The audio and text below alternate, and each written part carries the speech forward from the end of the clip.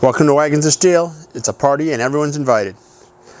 This week, or this episode, I don't know what week you're watching it, I'm going to take a little road trip up to my friend Terry's shop in Arlington, Washington. And I'm going to bring the bottom end of my race engine, which needs some work. You'll see when we get up there. We'll take it apart a little bit and show you the damage. It's a couple of years ago, the last time I went racing in it, God, we had such high hopes for it. It was really doing good, and then right at the very end, it tossed a rod bearing out, and didn't really quite totally toss it out. It was gross. It made really horrible noise, and I had to stop. And you know, I've been doing this for a long time, so I've done much worse things to motors. So it wasn't the worst that could happen, but it ended my season, and it kind of brought a lot of stuff together. That was when I made the decision to take a year off and save up my money, and then, you know, the pandemic hit, so then I had to take another year. And so as a result, I'm kind of losing my mind because I don't get to race at all. And anybody who knows me knows I'm really addicted to racing. But it allowed me to save up enough money to fix my engine. So kind of not feeling sorry for myself, but just feeling crazy, like I know a lot of people are during these strange times of 2020. And you know, I think I'll feel better if I use some of that money I saved up and fix this engine.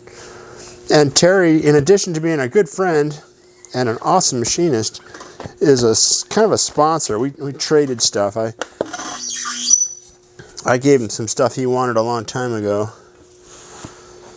and a race car that was just sitting in my yard, and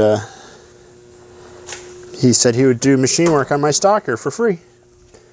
So that's I figured, well, you know, all I have to do is buy parts for it, and I need a crank, so I brought him enough money to buy a crank for it, and then he's going to take the short block apart and see how bad the damage is and what I need. Hopefully all I need is a crank and a couple bearings, and I'll already tell you,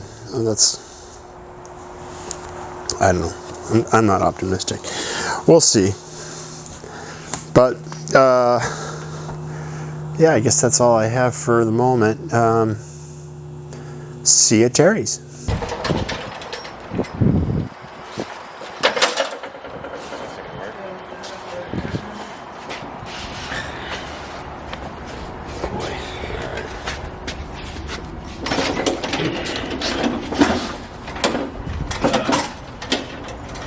Where's the little thing of oil at? There's a crank. You know, we'll get a crank ordered. They're a couple weeks out, I know that, according to Thomas at Scat. Yeah, let's check it out. Make sure nothing else is fucking hurt. And, How was the score getting those rods? yeah. And, you know, hopefully the camshaft's okay, and, well, it really doesn't. It's hard to say if it's okay. I don't know. Kind of disappointed, man. I was really hoping that thing was going to run really good, and it sounded good after the first phone call, and it didn't sound good after the second phone call. No, And this is what, a 413 block, isn't it?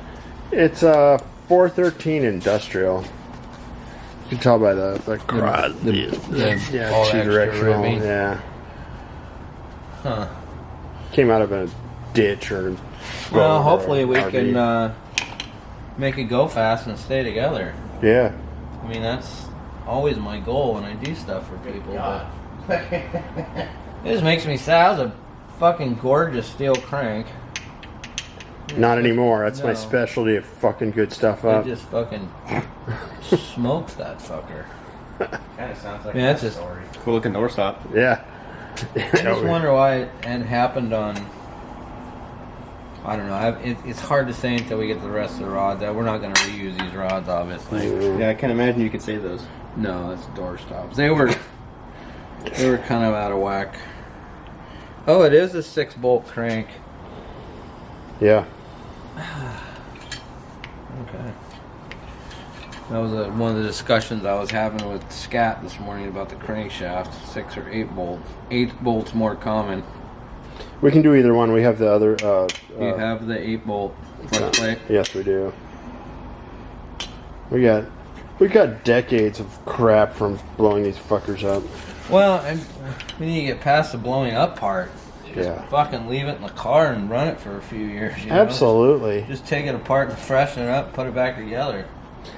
And the year after I won that Wally, at the very, very end of the year, man, I just felt like the car was like a glove. And then I just couldn't keep shit together after that.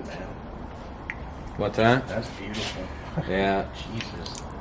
It stuck some bearings, that's for sure. Yeah, it definitely it ran away with that one. I'd like to pull it out and see what it says on the back, but It says it's beware. impossible. It's part of the connecting rod now. It's So then you get chisel. You get chisel to get it out. It melted it. I think if the rings are okay, we can probably get away with just putting top rings in it, simply because these rings only got like 4 runs on them, if that. I'm not a big second and oil ring changer anyways. All they do is fucking scrape oil. It's not coming out. Why are you wearing your fucking sunglasses? All it does is rain here. So tell me about this stalker, man, about your wagon. What about it? You set the record with it. I did. You were there. That was at Bremerton. Yep. In 2003. Actually,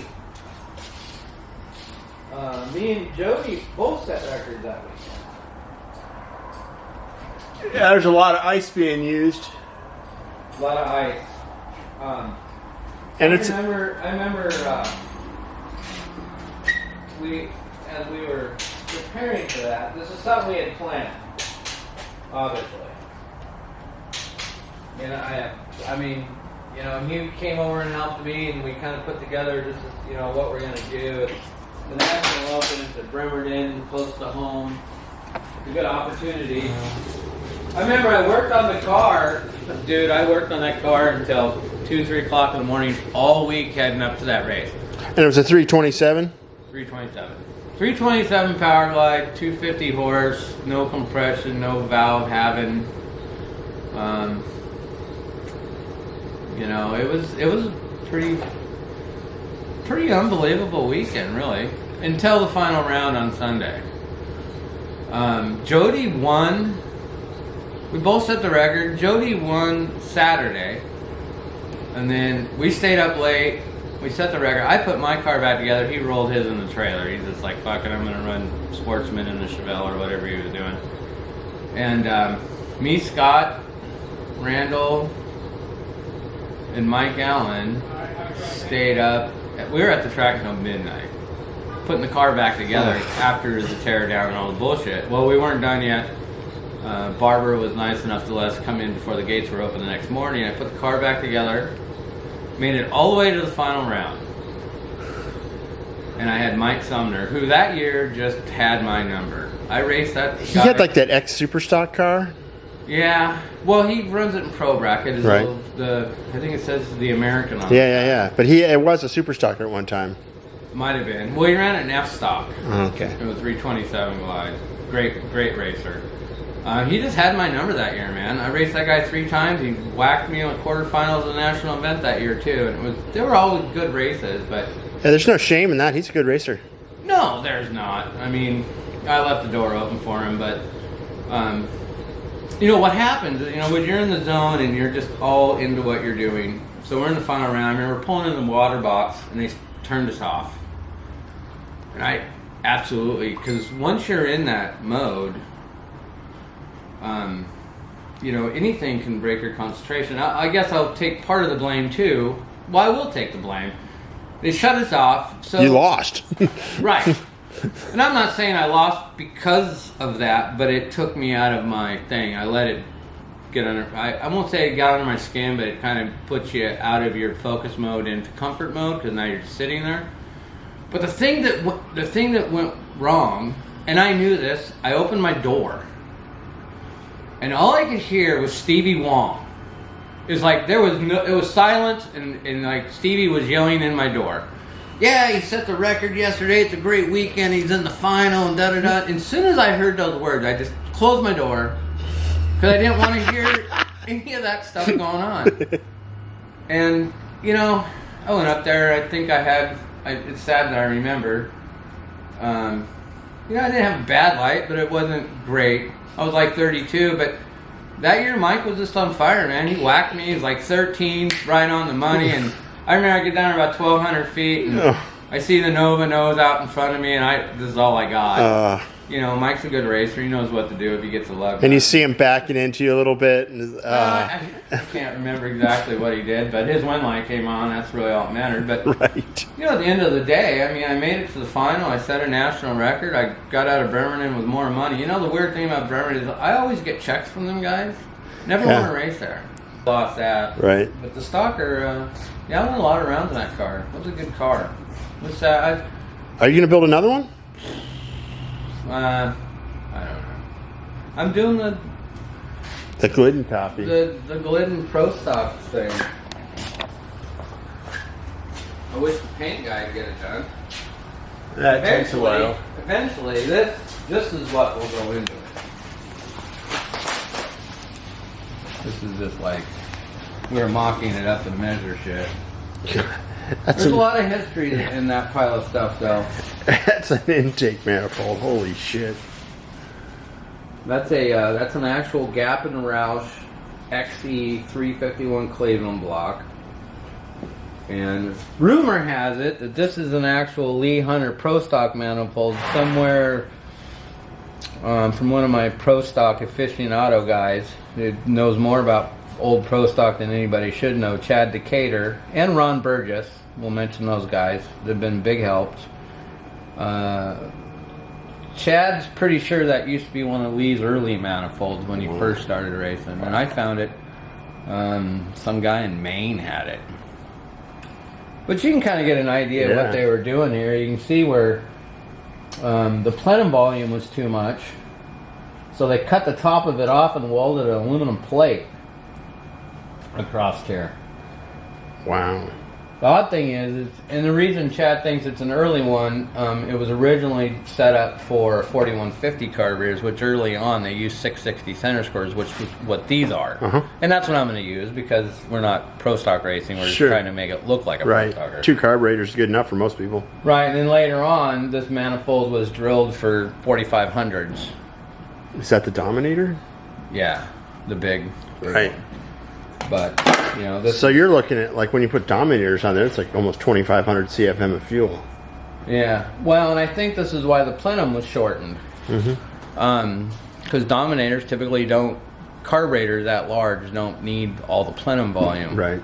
Which is weird. I just had this discussion. You know Dave Knoll, the stalker guy with the Cougar? Yeah. I've been kind of helping him out a little bit. It's like, what a tough deal. 240 horse Cleveland 2-barrel and a 4,000 pound Cougar in N, which is like. Does that thing ever run within a tenth 2 runs in a row? No, he's like 40 over. So I've been kind of talking to him, trying to help him, I guess. Right. And I just told him, I said, you know, it's a tough gig. It's a 2-barrel on a motor that likes to breathe. Right. And boy, 2-barrels are so susceptible to the air. Well, yeah, you can have Brian Seberg all about that. Well, there's the highlights of my day with Terry.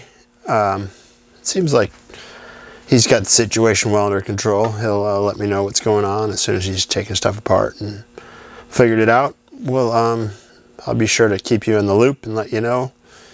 I don't think there's anything that will stop us from being back out at the track next year. Anything that's in our control. So until next week, stay healthy, stay happy, keep the rubber side down, and see you soon. Bye.